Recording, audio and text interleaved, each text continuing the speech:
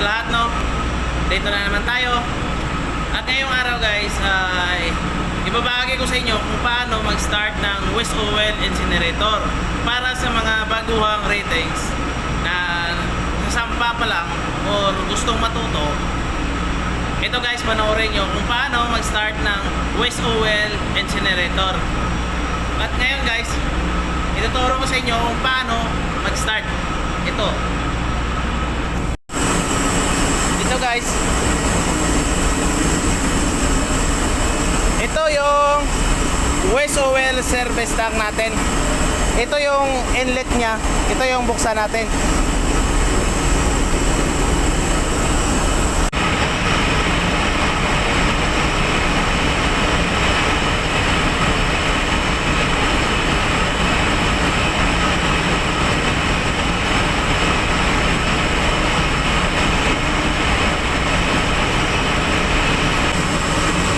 Ito guys, bago ang lahat, i-diesel muna natin yung waste oil incinerator bago natin i-start, kasi hindi pwede yan na start agad, hindi natin i-diesel.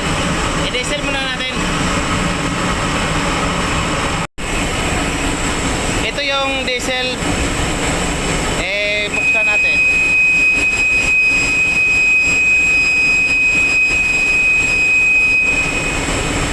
Ito yung papunta sa pilot. Buksan din yan natin. Ito guys yung papuntang burner. I-open natin to.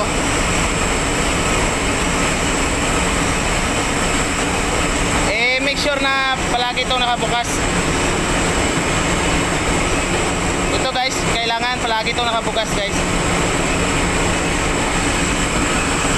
At saka yung air natin, ito nakabukas to guys, air. At ito yung lever, dito naka diesel position muna to ngayon. Return to guys, pa diesel.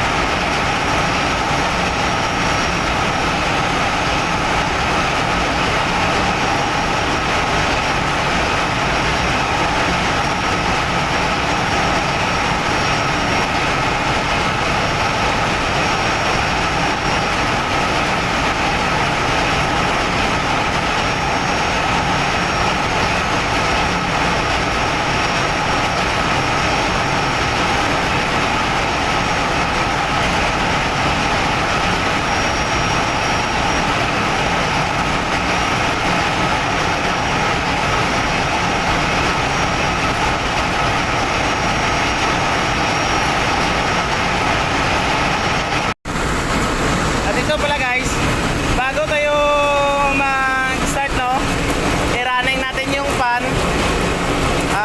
about 30 seconds para yung fume sa loob ng chamber mawala. Tapos iyon natin yung burner, ignition,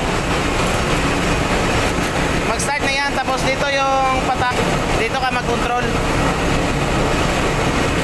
Okay guys, gano'n na yun kabilis, no. Ngayon, one click lang natin, start na kagad.